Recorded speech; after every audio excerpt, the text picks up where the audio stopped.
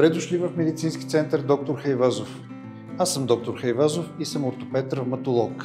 Медицинският център е обзаведен с най-добрата и най-съвременната физиотерапевтична апаратура.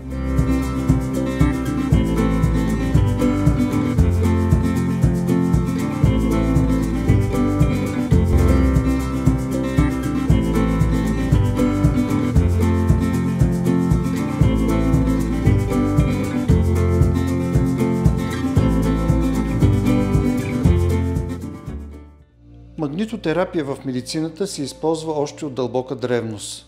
Древните гърци са използвали магнити за извличане на заболявания от човешкото тяло. Впоследствие през 20 век, около 30-те години, започва използването на магнит за лечение на някои възпалителни заболявания, а магнитотерапията официално навлиза като официален лечебен метод в физиотерапията началото на 70-те години. Защо се спирам на магнитотерапията и магнитолечение? Ето заради този магнит. Той е уникален по рода си и в момента, както казах, е единствен в България. Има 3 наконечника, 3 накрайника и тези 3 накрайника са този, този и този, като тези двата излъчват магнитно поле с 2,4 Тесла, а този с 3 Тесла. Този магнит едновременно може да третира 3 зони в човешкото тяло. Имаме пациентка с увреждане на глезена в областта на ахилесовото сухожилие. Избираме програма за аналгезия, остра фаза, след което нагласяваме апаратурата, избираме времетраенето и поставяме двойния електрод.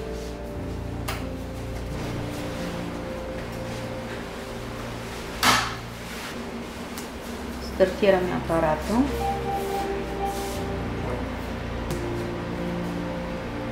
И подаваме интензитет.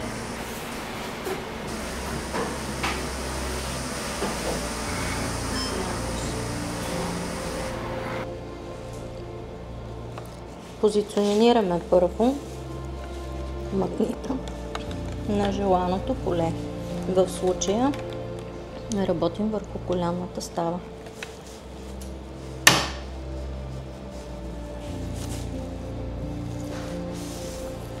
Избираме желаната програма за аналгезия, остра фаза.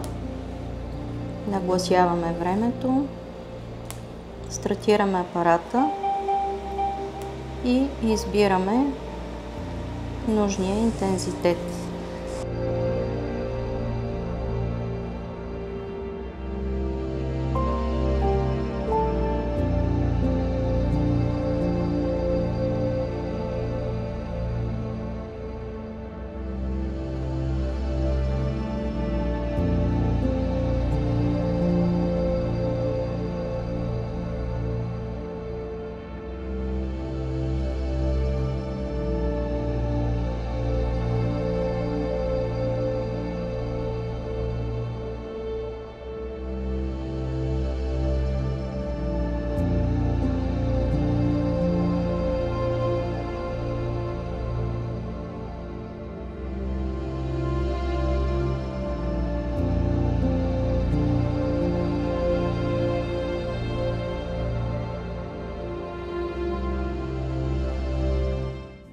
Надявам се с вас да не се виждаме за неща, свързани с медицината.